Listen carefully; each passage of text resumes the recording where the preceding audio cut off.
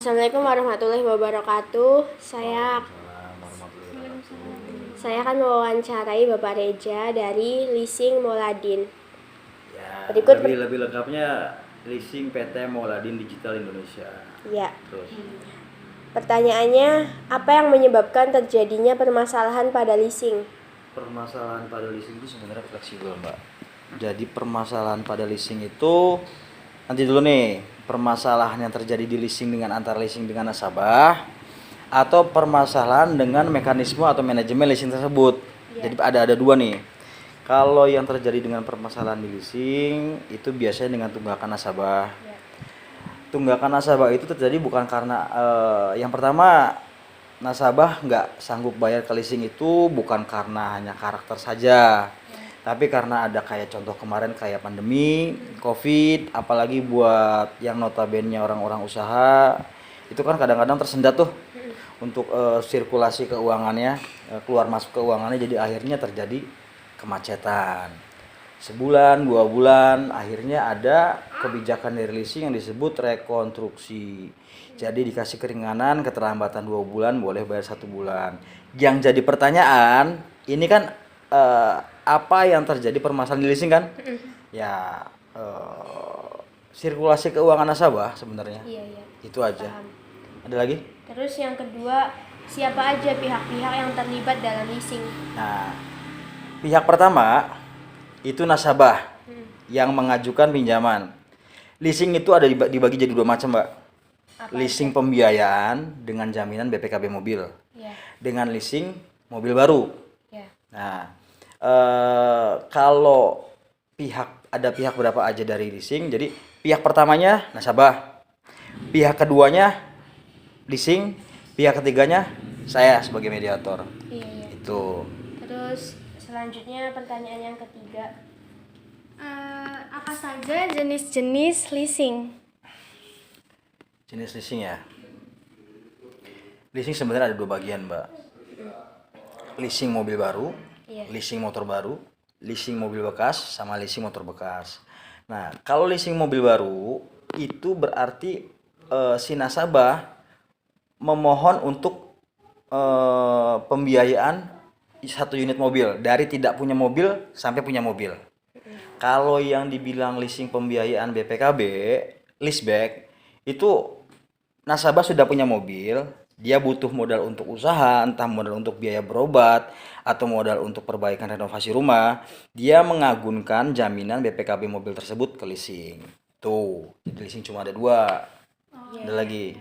Terus selanjutnya. Terus yang keempat, bagaimana prosedur mekanisme leasing? Nanti dulu, prosedur mekanismenya seperti apa tuh? Dari proses pengajuan awal? Iya. Oh, jadi begini. Untuk pertama dari tahun unit mobil dulu ya. Jadi kalau leasing itu nggak bisa semuanya unit mobil dijaminkan atau diagunkan, nggak bisa. Jadi dia dari tahunnya dulu. Untuk di kantor Om Reja sendiri itu mobil ada 2 nih. Mobil komersil sama mobil passenger. Mobil komersil itu apa, Mbak? Komersil itu kayak mobil pick up, mobil truk, mobil elep, angkutan itu namanya mobil komersil. 3, Pajero, Jazz, Brio itu namanya passenger. Nah, untuk proses pengajuan awalnya seperti ini. Tahun untuk pengajuan unit mobilnya tahunnya masuk nggak nih? Oh masuk, karena tahun masih 2011, masih masuk. Nah, untuk tahun 2011 itu pengajuan dari leasing itu tidak bisa maksimal. Artinya begini, harga mobil tahun 2011 itu kalau dijual harganya 100 juta. Tapi kalau diajuin ke leasing dengan jaminan BPKB, leasing tidak akan mencairkan full 100 juta. Leasing pasti mencairkan cuma sekedar 75-80%. Itu kalau mobil bekas. Habis itu disurvei lah nasabah tuh, disurvei dengan kapasitas, tempat tinggal, kepemilikan BKR. BKR tau nggak? Apa tuh? BKR itu bukti kepemilikan rumah.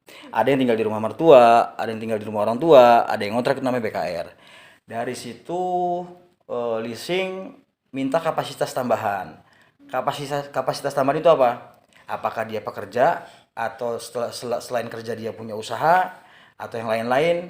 Kalau sekiranya memang kapasitasnya masuk dengan angsuran yang disetujui oleh leasing, itu bisa terjadi approval. Approval itu berarti kata sepakat antara leasing sama nasabah.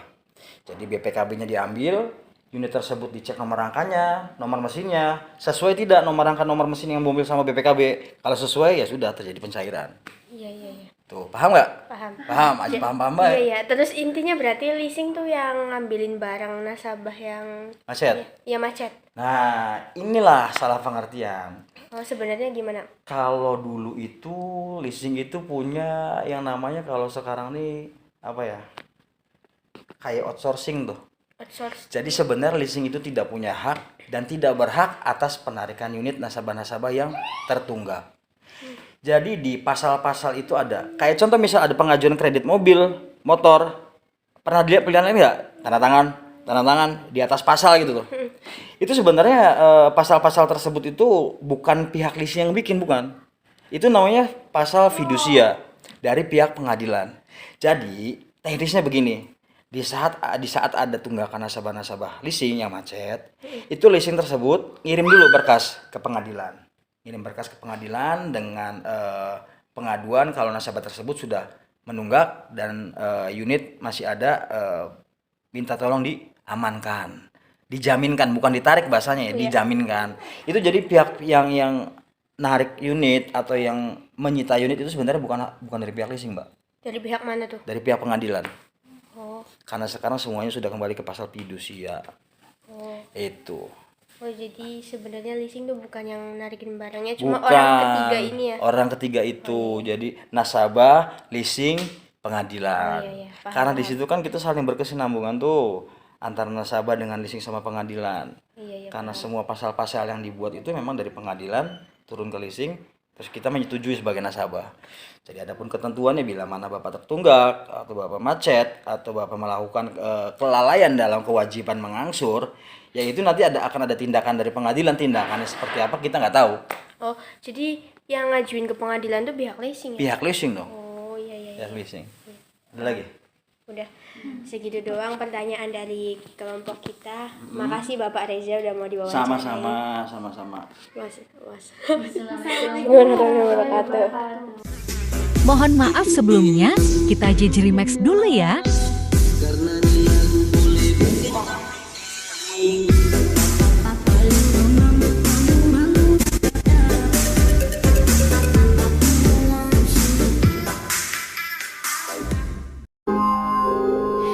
Detik waktu Kata aku sih nangis. berjalan berhias